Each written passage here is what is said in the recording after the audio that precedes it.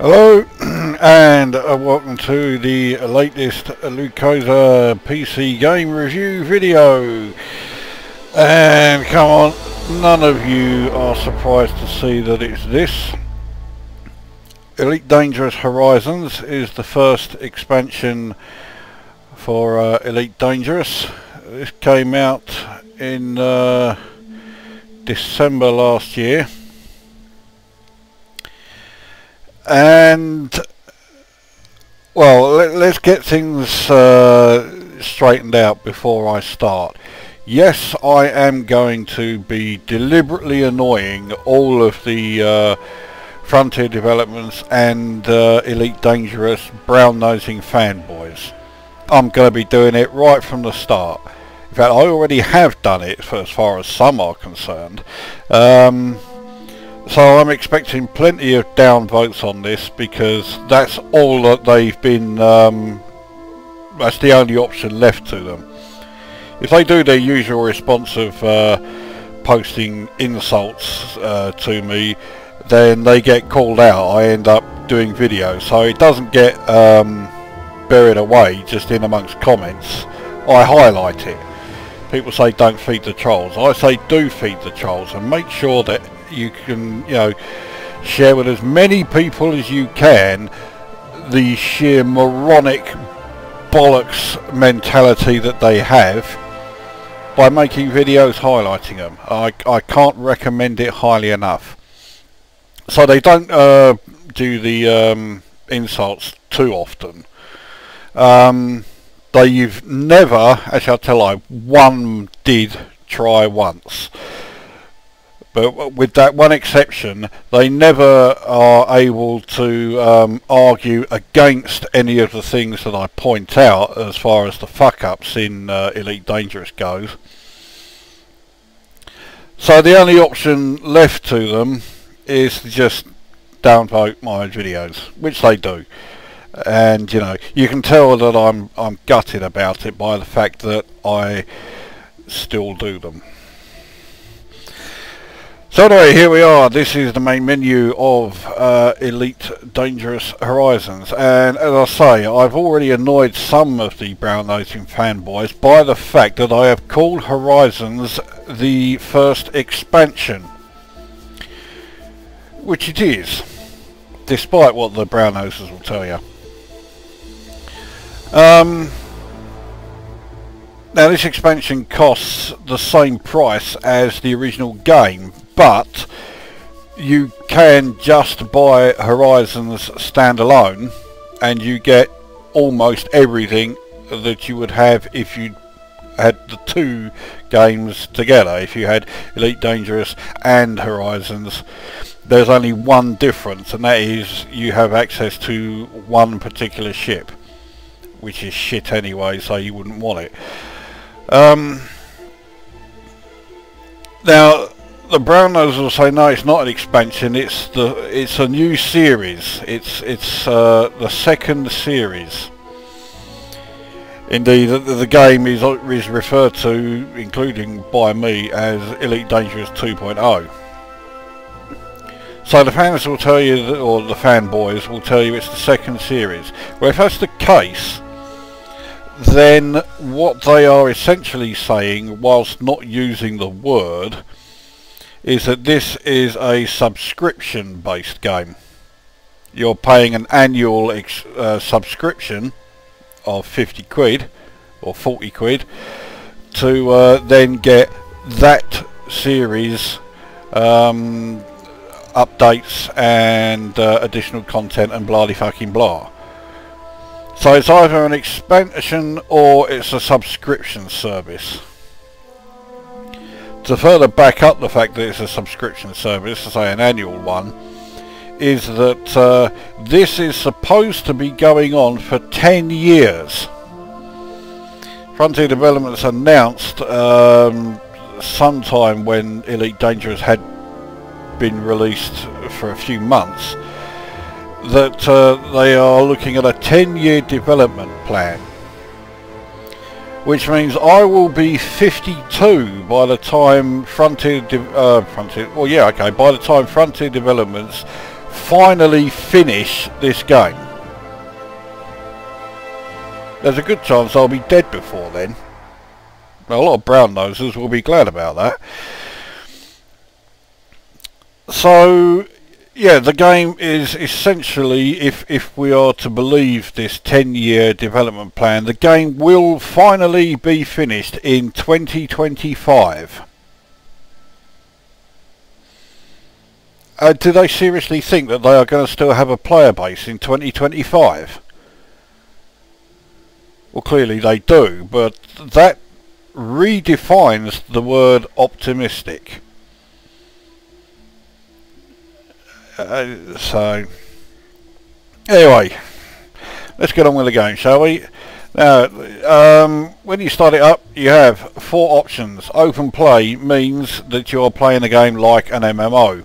You're going to have all kinds of other players around you, or at least that's the theory. A lot of the time you find nobody around you, largely because the player base is not that impressive, and also because the actual playing area, which consists of 400 billion systems, is so huge that once you reach certain areas, you know damn well you are not going to see anybody. So let's open play. Private group is just as it says. You set up your own private group and then you can invite specific players into that group, and then they will be the only other players you'll interact with. Solo play again is pretty self-explanatory. It's just you. You will not encounter any other players. Most people I know play solo play for good reason. There are so many griefers in open play that well, the game is just ruined by them. Finally is CQC Championship. Now, if you've not been following Elite Dangerous, and I can't say I blame you, you may think this is a new feature for Horizons. In fact, it isn't. It came along during the 1.4 update for Elite Dangerous. And CQC, which stands for Close Quarters Combat, is essentially a hybrid of Elite Dangerous and Unreal Tournament. And if you think that sounds awful, well, there's a good reason for it. I may cover CQC in this review, but really I want to just cover the main game, and specifically the differences that Horizons introduces. So anyway, we'll go into my private group. This is how I always play the game now. And while loading, the game shows you this rendition of the ship that you are currently in. This ship is an Imperial Cutter, which is the largest and the most expensive ship in the game. It's not the most powerful, but I have it anyway. Now, this ship was again not introduced in Horizons, although it may be new to some people. This ship, along with 5 others, or was it 6 others? 5 or 6, was introduced in the last update of the standard Elite Dangerous, which was 1.5. That came out at the same time as Horizons. It was basically so that the people who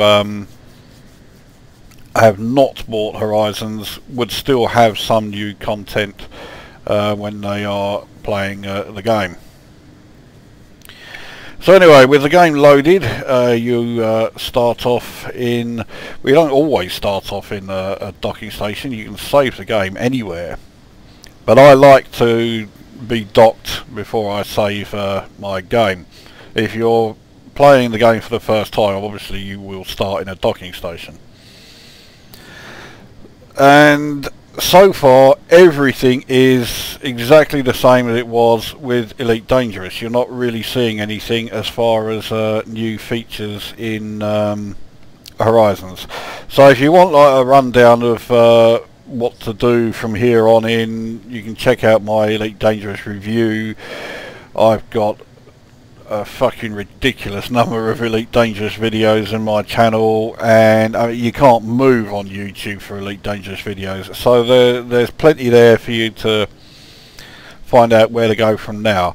But for the rest of this review, we'll concentrate on the new features that Horizons introduces. Now it gets off to quite a good start, because the first new feature that it introduced is this, the option to filter particular signals and whatever in your navigations tabs. I mean, the navigation tab here is showing you, basically it shows you everything in the system. With filters, you can switch off particular items, so it won't show you them. Now in my case, I switched off asteroid clusters, which just about everybody does. Asteroid clusters are pretty pointless. Even if you're doing mining, you're not likely to be going to an asteroid cluster for it. So the filters are there. That's the first major change. The next change is a very minor one. It's in the galaxy map itself, or rather you can see the start of it in the galaxy map, and that's this option here, which is FSD boost. And you have a choice of boost level 1, boost level 2, boost level 3. And this is pretty much does what it says on the tin. It will allow you, if you have the frameshift drive boost, it allows you to extend your range. So for example, with the boost level 1, my range is up to 22.15. Without the boost, it's 17.72. With level 2 boost, 26.58, and level 3 boost, which doubles your range, so 35.44. So that's the first change. Or no, it's not the first change, the second change. And that is actually, no, that is not it. The next change is in the system map. Now we are starting to see these blue bands around some of the planets, which indicates that you can land on them. And that's the major change that Horizons brought about. Now these ones here, which is just like this blue semicircle, tells you that you can land there, but there are no bases or anything on it. These ones with like these 3 bars here is telling you that there are settlements there. And if we have a look, we can see that this particular planet has quite a few. There are 2 different kinds. There is this one here, which is just basically like a building or a couple of buildings, and not a whole lot else.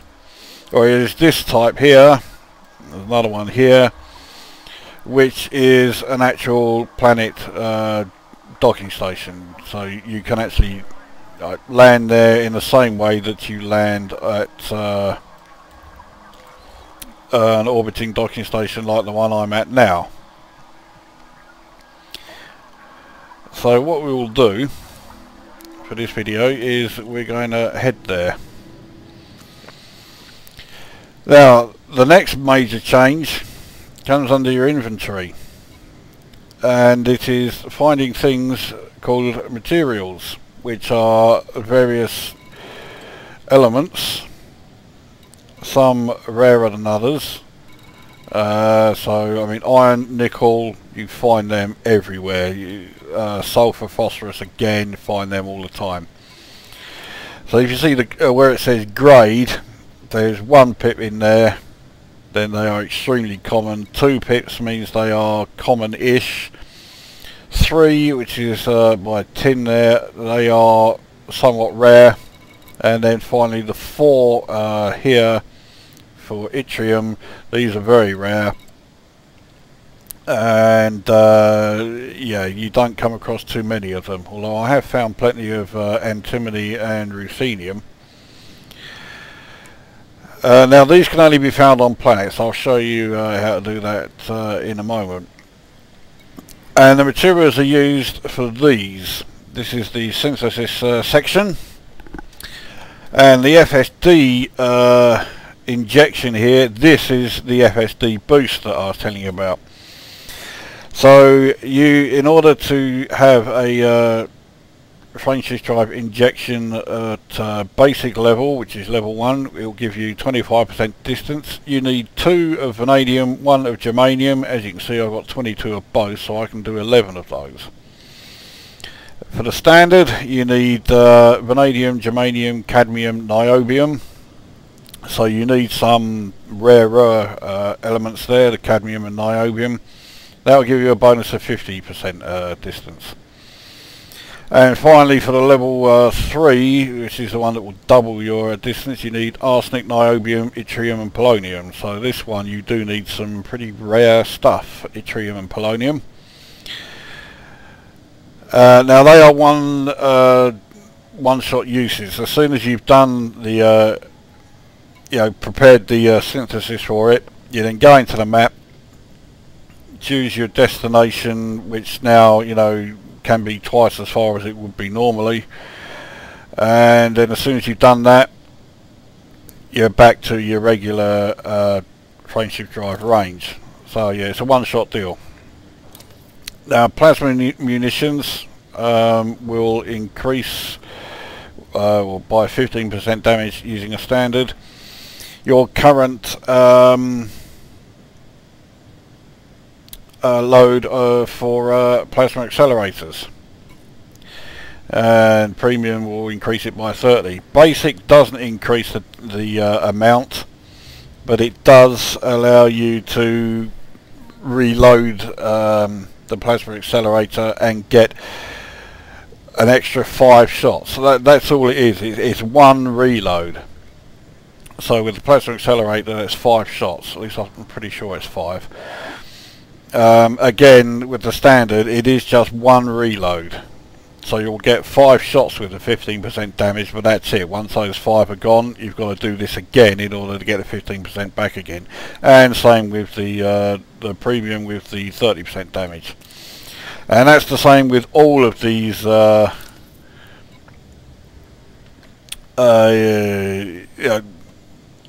munitions upgrades. So you have the explosive ones for missiles and mines, the small caliber one for multi-cannons, high velocity for your railguns, large caliber for cannons and fragment cannons, and then the AFM refill, which is possibly the most useful one if you're going on, like, say, a long distance exploration. You've taken damage, you've got an automated field maintenance unit, so you can use that to repair your stuff, and then you can give yourself another refill on that module. The standard one will give you 50% repair speed boost. Premium doubles the speed that it will do the repairs. To be honest, I think the basic is really all you need. I mean, okay, having repair speed, well, it might be useful, I guess, but I don't really see how useful it is. Anyway, now these last 3 are for the SRV. Now the SRV is probably the major new feature in Horizons. It's the Service Reconnaissance Vehicle, and you use that to explore planet surfaces, obviously. So you can restock the ammunition on this thing. Again, the basic does just that, restocks it. The standard will give it plus 15% damage, premium plus 30% damage, or you can repair it. Again, this time it's not repair speed, it gives you additional hull strength. So with the premium one, the level 3, it will double your hull strength. It's quite handy actually, because the SRV is a bit fragile. And then there's the refuel. If you do the standard one, you have 100% fuel efficiency, so effectively you can drive around for twice as long. And with the premium, you get 200% fuel efficiency, so you can drive along 3 times as long. So that's the synthesis.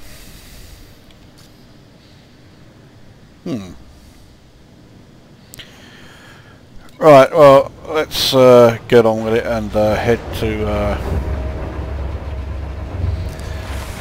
what planet am I going to again? I can't even fucking remember. This one, yes.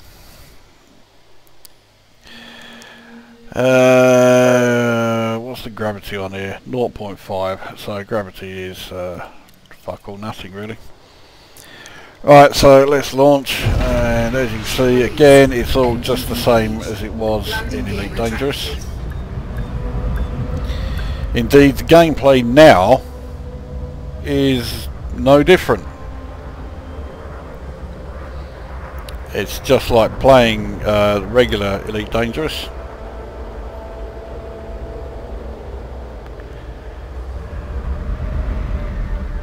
Fucking hell, for some reason I'm getting all my keys fucking mixed up. I need that, don't I?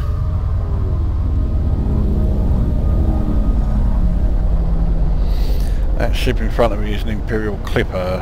That's it's still a fair sized ship, but it's nothing like the size of this thing I'm in.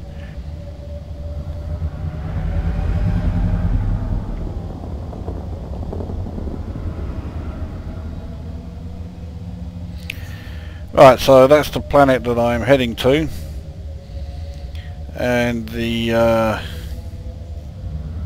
station is pointed out.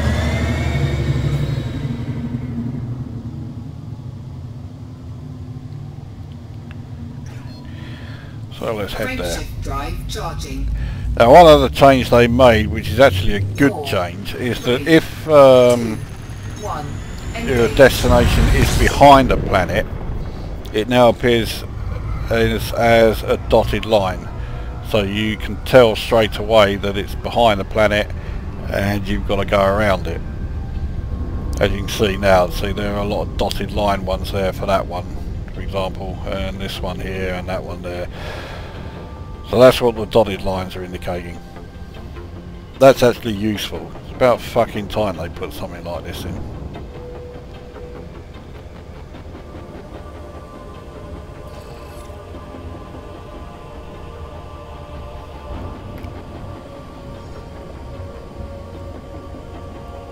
Orbital flight engaged. So now we are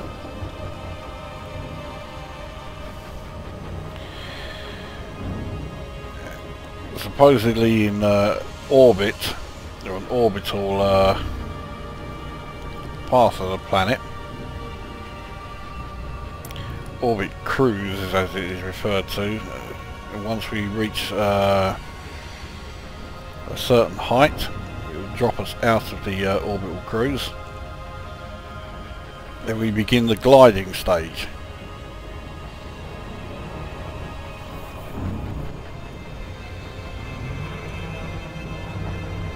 Now the height that this happens varies depending on the size of the planet that you are approaching. So there's not a set here, it's once you're below 25 kilometers. Now with the glide, if you want to extend the glide as long as you can, it's best to keep it in this blue zone. If you go up too high, as you will see if it goes up to 5, then you basically abort the glide mode. Now, Vandermeer installation is the place we want. We are right above it. Looks like our docking bay is there. Now actually landing on docking stations is a little bit tricky. The controls of the ship are affected by the gravity of the planet, so your ship is now a lot more twitchy than it ever was out in space, which again, you know, it works. It's to be expected, so again I've got no issue with that.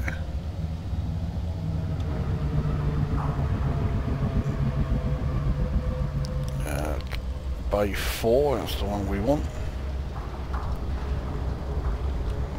I suppose it would help if I actually put the landing gear down and coming in very fast and overshooting the platform. Landing gear deployed. This is a horrible landing. I'm doing a real fucking dreadful job of this. I think I'm hitting the ground now, even though I'm not online. And now this is where it becomes a real pain in the arse, because according to this I can't go down any lower, and I've got my landing gear out. So why isn't it letting me land? You've got to go back up again, come back down again, and you have to basically keep doing this until eventually it says, okay, yes, you've now landed. Like so. Successful. Engines disengaged. So here you can do all of your usual stuff. So you got your repairs, restart, refueling and bloody fucking blah. Now I'll show you one bug here. My ship integrity, to repair that would cost 204. If I was to redo my paintwork, it will cost 1 credit.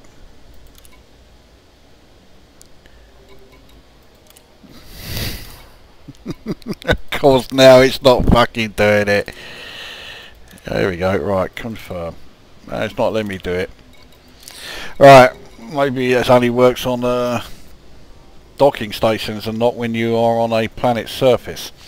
But if you are in a docking station, I've done this several times, your ship integrity, it doesn't matter how high it is, don't pay it.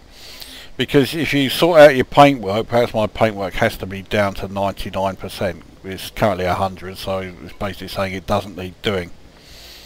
But if you do your paintwork at 99%, which only costs 1 credit, it will do the paintwork, take the 1 credit, but it also sorts your ship integrity out as well.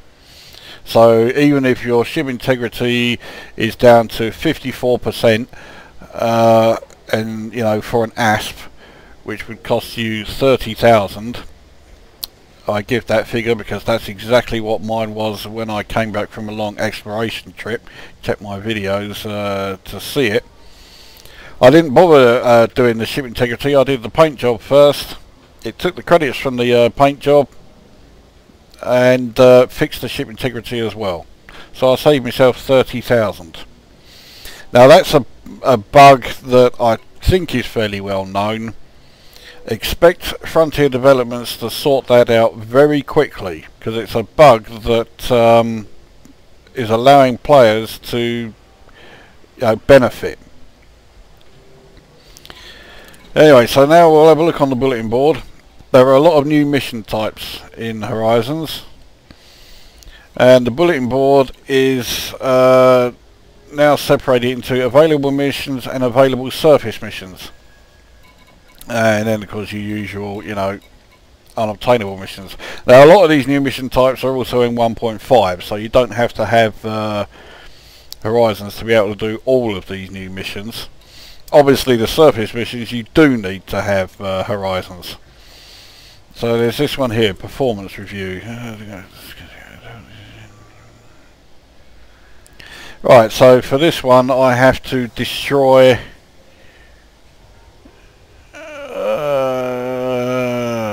it looks like I have to destroy 13 sentries on this planet. Okay, yeah, I'll do that one.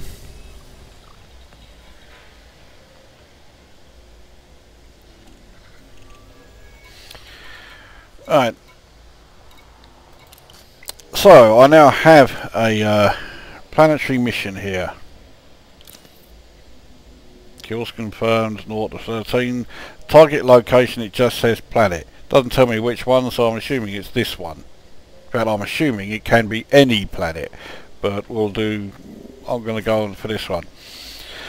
So what you do is you head to your SRV. Obviously you have to buy these parts. You have to have the planetary landing module, which is now fitted free on all ships anyway, when you buy the ship.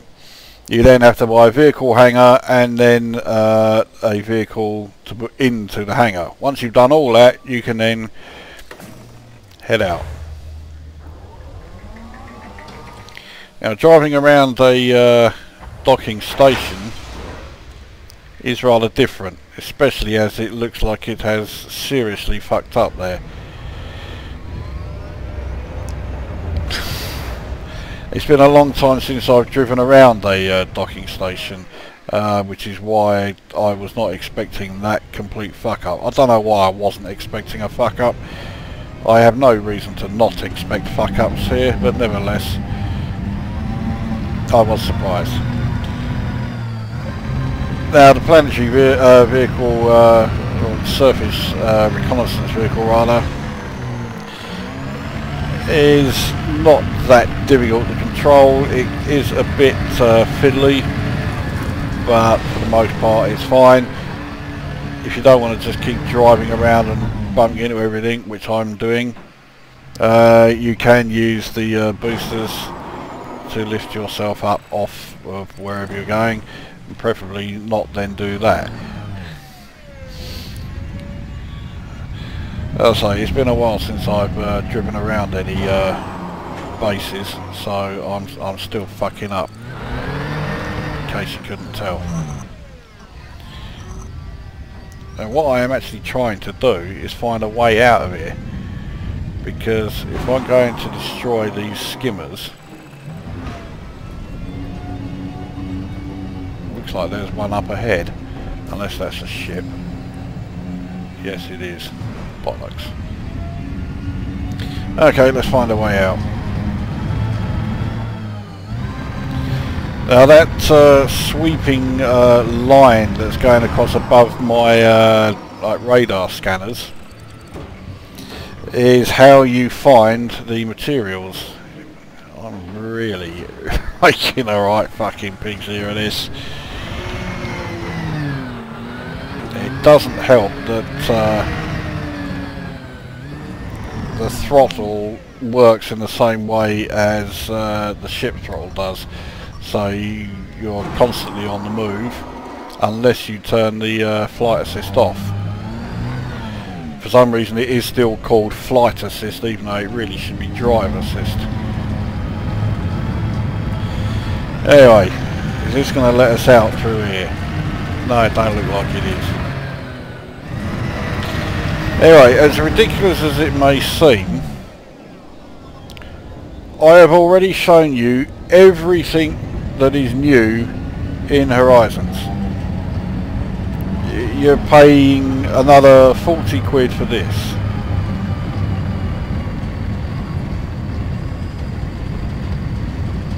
I'm not joking. This is it. And okay, there's you know, finding the minerals and whatever, which well, I want to be able to show you, but I can't find the fucking way out of this station.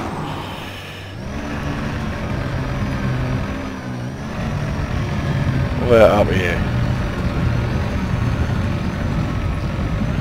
Doesn't look very promising, but we'll try and see if there's a way around there. No. Right. So we're going to have to go back to the ship and actually leave this station.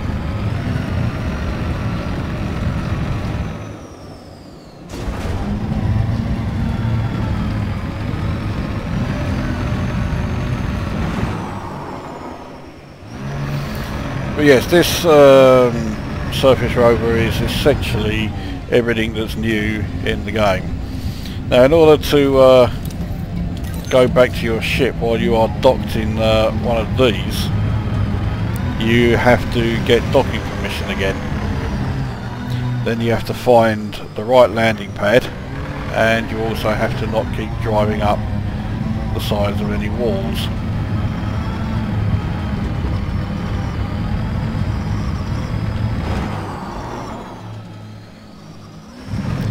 If you want a review that goes into more depth, well, it's not really a a review, but if you want to see more depth as far as, you know, finding out the gameplay of Horizons, just take a look at my channel,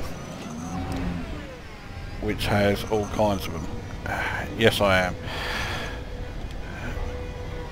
Alright, looks like I'm in the wrong landing pad. No, I'm not. I am in the right one. Proceed to allocated garage, which is 10. Okay, which one am I in? Oh, I don't fucking know.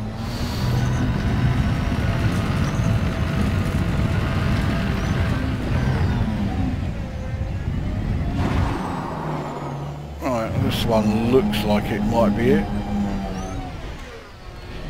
Yeah, there you go. SRB secured and ready for transfer to ship. So we'll go back to the ship.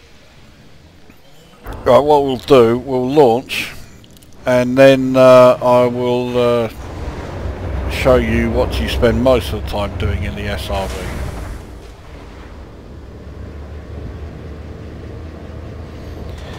And that will be the last of the gameplay pretty much, and we can get onto the review proper. Ship released. Engines engaged. Now, we don't need to go too far, we're just going to land outside the base.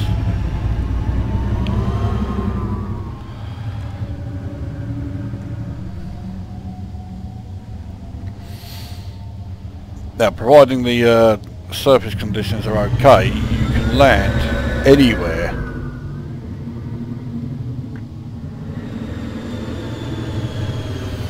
So if we start to lower, I've still got my landing gear down. Once you reach a certain height, it will then tell you if the ground is suitable or not.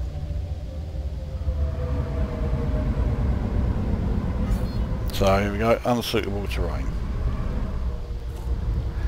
And now we start to see the annoying fiddly nature of this. So it's showing us how to adjust the orientation of the ship so that we can then land.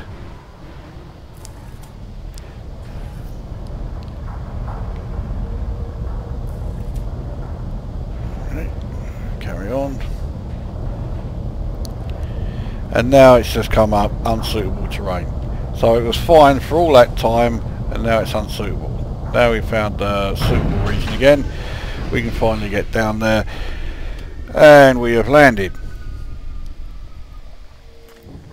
Now a lot of the time you can follow all of that and it will ignore your ability to land. It just won't let you do it properly, which is more than slightly annoying. So anyway, here we are now, just driving around the planet's surface, and this is what you spend most of the time doing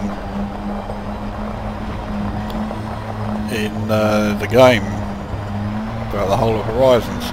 You now need to look for these signals which are given off by the if we face the base there, you can see some signals appearing. You can even hear them. If I point at the ship, there should be a signal for that. For some reason it's not even coming up, and it's certainly not that I'm well, it's certainly not that the ship is you know, too small to be picked up. So I have no fucking clue why it's saying I can't attack it, or I can't, you know, pick it up on the I don't know why I said attack it. One thing I can attack is this thing here. This is one of the skimmers, which of course is my mission target. Now it is clean, so I'm not likely to do myself too many favours if I actually destroy it. Ah, now my ship is giving off a signal. There you go. And all you really need to do when you get a signal like that is just keep following it eventually it'll present you with a particular rock which you can target, and then you just fire at it. Oh bollocks. Another fine. But yeah, you can target it and shoot it, and then you pick up the minerals that it leaves, or materials I should say, and boss, you're fine. And then they go to your inventory here. And that is pretty much it. That is everything that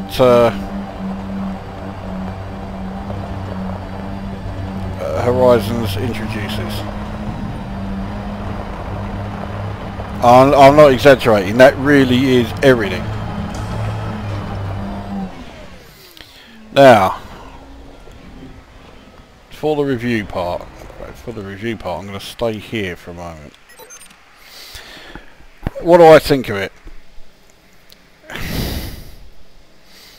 When the game first went live, which was December the 9th, I think it was, it actually was in reasonable shape. That lasted all of 2 days. They then introduced a hotfix, and the only thing that the hotfix was supposed to do was to remove the it would show Elite Dangerous 2.0 in the bottom left corner, just like it did during the betas and what have you. And the hotfix was only supposed to remove that, nothing else.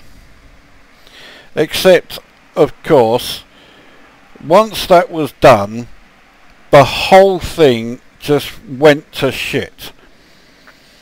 And issues that plagued Elite Dangerous almost from day one, once again all started rearing their heads. So you were getting disconnected from the server for no reason whatsoever. You were getting ridiculous graphics glitches. They're still going. All of these things that I'm listing here after that hotfix came along, these are all still prevalent. So you had ridiculous graphics glitches, including, you know, planets that have planets you can land on, and yet the ring system of a nearby planet is cutting right through it like a circular saw blade. My last Elite Dangerous video shows that. Then there is the whole business of planets being rendered partially embedded in suns, and you saw, you know, when I first appeared in the SRV, what sort of state that was in. I'm supposed to be in a garage, but I'm at this fucking sort of angle, and then there's the gameplay issues. If I show you here, right, fire groups. The surface rover vehicle has two, well, not weapons as such, but it has the weapon that you fire that I've shown you, and it has this thing, a utility, the data link scanner, which you use to, shock horror, scan data links. Amazing that, isn't it? But according to this fire group, I've got it set up, the data link scanner is operated by pressing button 2, which is the second or the right mouse button on my mouse. Okay, right, so I've targeted my ship. Let's scan it. Not doing a fucking thing. Nothing at all. In fact, you have to assign its own key.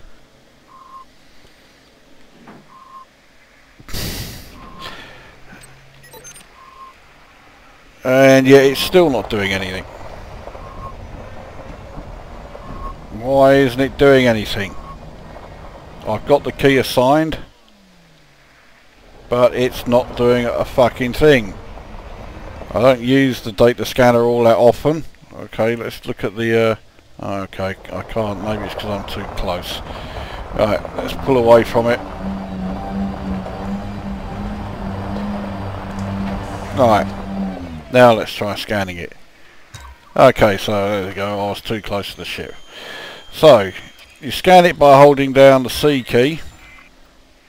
No point in scanning your own ship, for fuck's sake. Alright, there's the Goliath there. Right, let's try scanning that. Right mouse button, not doing a fucking thing, but the other key, that is. Except he's moved too far. Alright, let's try scanning him. There's no point in scanning a Goliath, for fuck's sake. There you go. So, the data link scanner is fucked up, and in fact it's worse than that. Because when you first appear in the SRV, your data link scanner should be listed under secondary 1 on the right, on the left hand side of the head-up display there, but it doesn't appear straight away. In fact, you have to have the option. I'll show you the option here.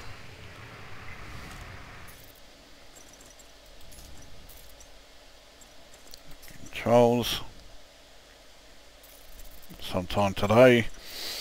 Right. Where is it? Flight miscellaneous, is it? No. Targeting, is it? No. Weapons. There you go. This option here, firing deploys hardpoints. If you have that switched off, which I always did in Elite Dangerous, you cannot use the data link scanner at all. Because the data link scanner has to be deployed. But there is no key on the SRV to deploy anything. Deploying is done automatically, at least as far as the turret and your SRV dual repeater are concerned. They come out automatically. But the data link scanner isn't deployed automatically. You have to deploy it. But there's no key to deploy anything for the SRV. It's not that I haven't assigned one, there isn't an option for it. So you have to have that firing, deploys hardpoints enabled. If you've got it disabled, you cannot use the data link scanner at all. And this was widely reported during the beta of Horizons, and Frontier Developments did nothing. So they've kept it like that. Right, let's board the ship. Now on top of that, I say there have been a lot of people getting disconnections, and there also have been a ridiculous number of people who have been playing the game, trying to hyperspace from one system to another, and haven't been able to do it because it's just taking so long, it's been so slow that either hyperspacing to another system, or worse, if they are scanning another system or scanning a planet for exploration. Docking request granted. Looks like my docking station isn't too far away. I'll keep the landing gear down because I haven't got very far to go. But yeah, if they're scanning a system in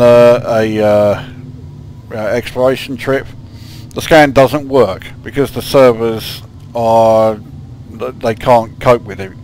The servers for Elite Dangerous have never been upgraded, even though since the initial release of Elite Dangerous they've added a lot more content.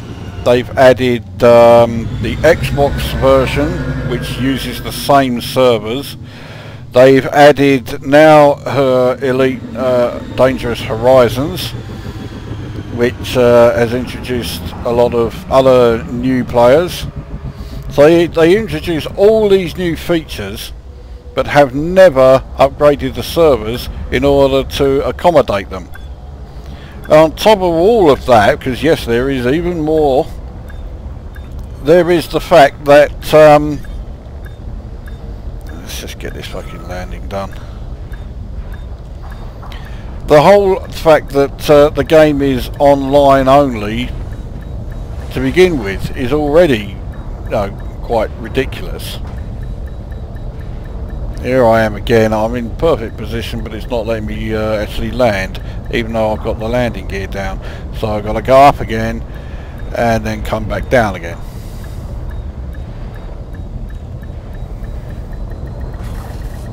And it's still not fucking letting me do it. Look, I'm on the right landing pad. I'm completely square.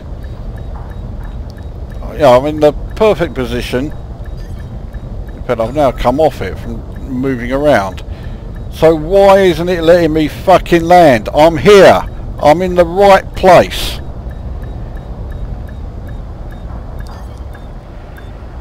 Says to land at bay 13. I am on bay 13. If this wasn't bay 13, then it wouldn't be showing me that landing fucking graphic.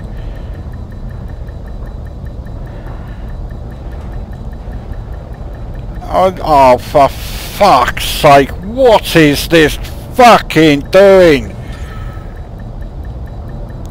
And I'm going to run out of time before I can actually fucking land at this rate. I've been given docking permission. It's showing there, proceed to landing pad 13. I am on landing pad 13. I have my landing gear down.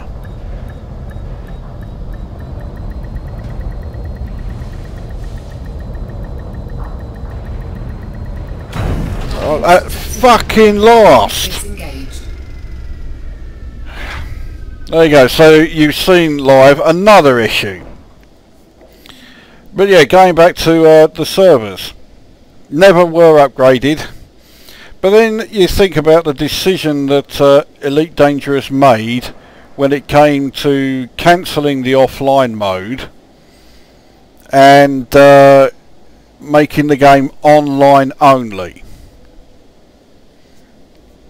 Now, let's use in comparison World of Warcraft. Now, it's a game I can't stand. I have no interest in it whatsoever. But when they were initially developing it, so they've had this idea, right, it's a game that's going to be played entirely online, like Elite Dangerous. So imagine what the response would have been if the developer said this at the initial planning meeting. I've got the basic set for the completely online content. What we're going to do, we're going to rent some servers from Amazon. Now, how far do you think he would have got with that idea? But that is precisely what Frontier developers have done. They don't use their own servers. They've got the money to put their own servers together, and they've got the money to put some decent servers together. But they don't want to know. They won't do that. Instead, they have rented just two of the cheapest, shittiest servers that Amazon offer, and that is what they are using to run this entire online only game. And then they wonder why people endlessly complain that the servers are shit and that they're, you know, sitting there for ages waiting for just one hyperspace jump, or they scanned the same planet about half a dozen fucking times but it keeps saying data corrupted, scan again. Or when I came back from my long exploration trip, I had 5 crashes to desktop when all I was doing was selling the data that I had accumulated, because the servers couldn't cope with the demand of the amount of first planets and first astronomical objects I'd scanned. It just couldn't keep up with them, and it would just give up and crash the desktop. And it's why I generally cannot, split between who do I hate the most. Do I hate Frontier Developments for releasing a game that is an insult to 2 of my all-time favourite games, Elite and Frontier? Or is it the fanboys who are brown-nosing fucking David Braben and Frontier Developments saying everything's fucking great, when anybody who possesses any kind of intelligence can clearly see that it is not fucking great, and this game is absolutely riddled with ridiculous issues, ridiculous bugs, features that were promised as long ago as 5 years ago when the Kickstarter first appeared and are still nowhere to be seen, and the list goes on. Elite Dangerous is an insult to the first 2 games, and it will never change. Graphically, it has some okay moments. There are some, really great views when you're landing on planets.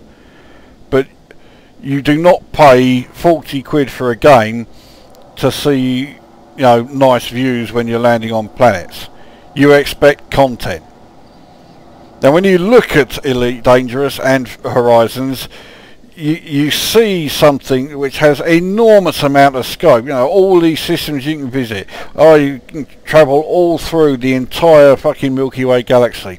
But once you start playing the game, you realise that in terms of depth, it's in inches, single figures. It is so shallow. There is no variation. There's no real challenge.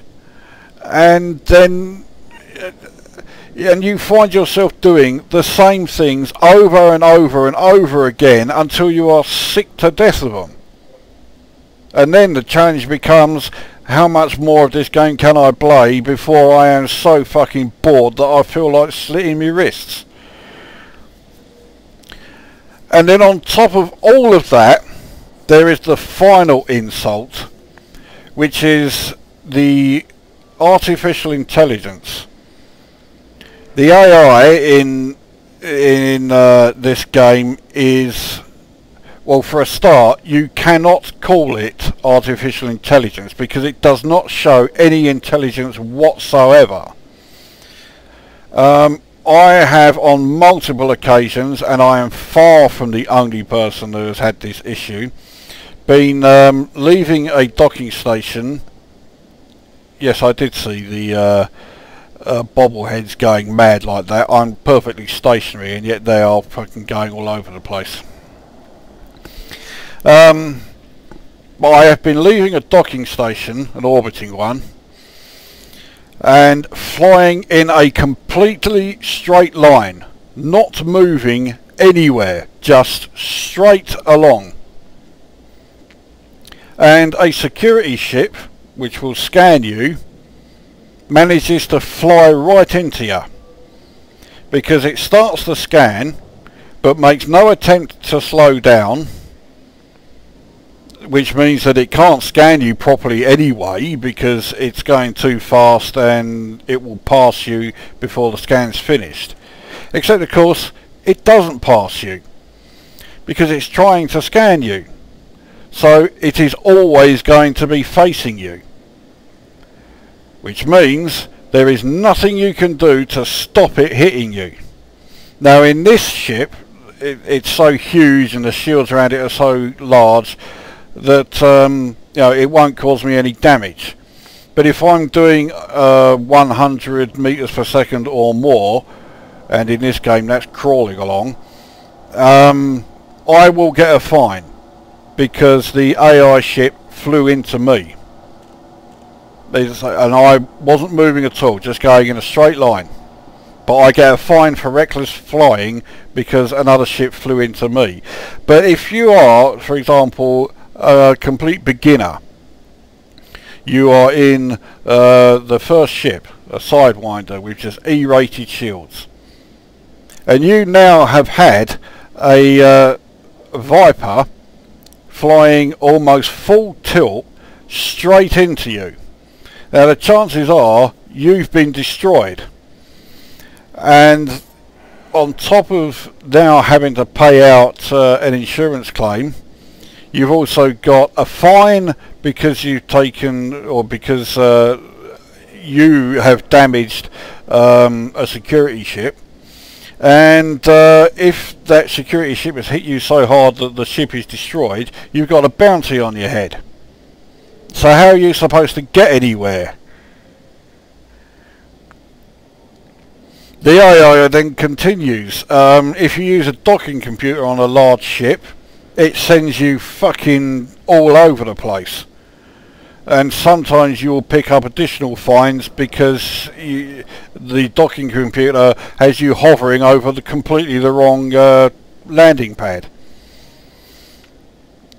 Then in combat situations, you get ships who are attacking you who use going full speed and ramming you as their first line of attack.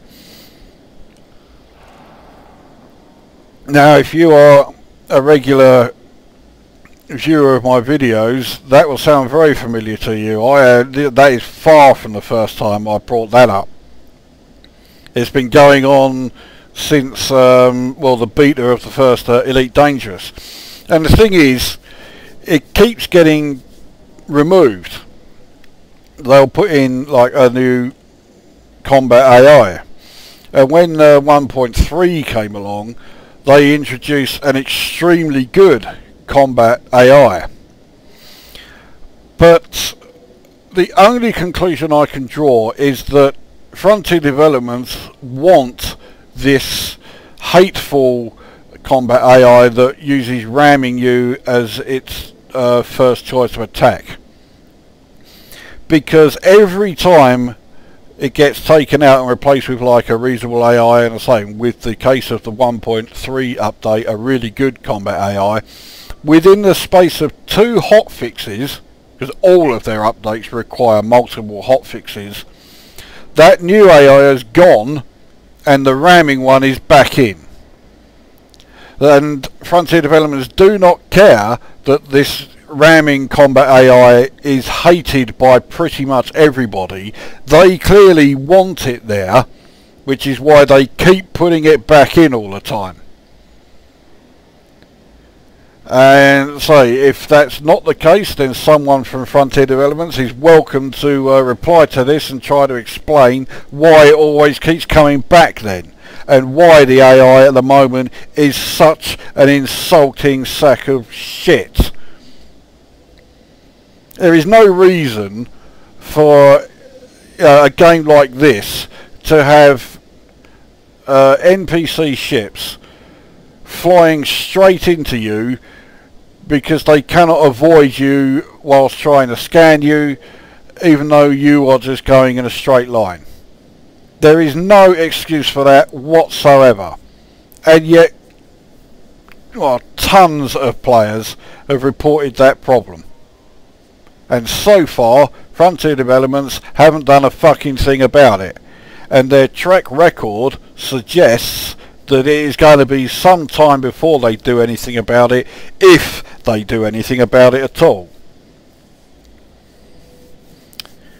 So, with all that, how do I rate Horizons? Well, I'll be very generous and I'll rate it 0. You have to be an absolute hardcore Elite and Frontier fan to even consider wanting this. If you've already got Elite Dangerous, then don't waste your time or your money on Horizons, because it doesn't add anything like enough content to be worth another 40 quid. If you don't already have Elite Dangerous and Horizons,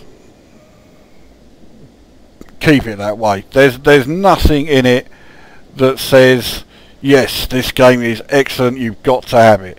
There's nothing that comes even remotely close to that. And even if you are a hardcore fan of Elite or Frontier, if you really must get Elite Dangerous, then yes, get Horizons, because it gives you all of the content from Elite Dangerous, except you don't get the Cobra Mark IV ship, which is shit anyway, so you're not missing out.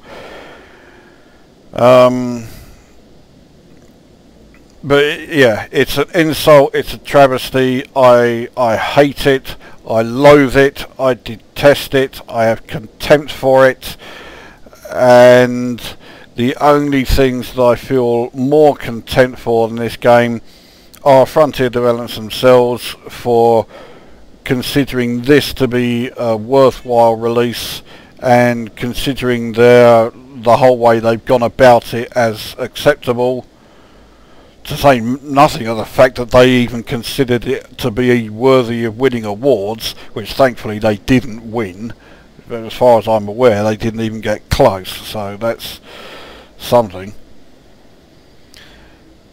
And then the brown-nosing fanboys, they're the ones who I hate more than the game as well, because they are the reason that the game is in this state.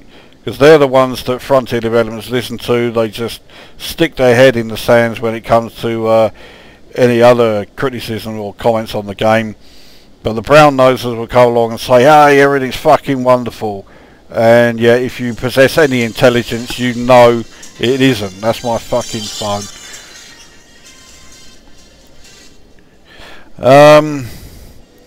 So there you go. That I think is point very much made. So that brings this review to an end, and we shall see you at the next one.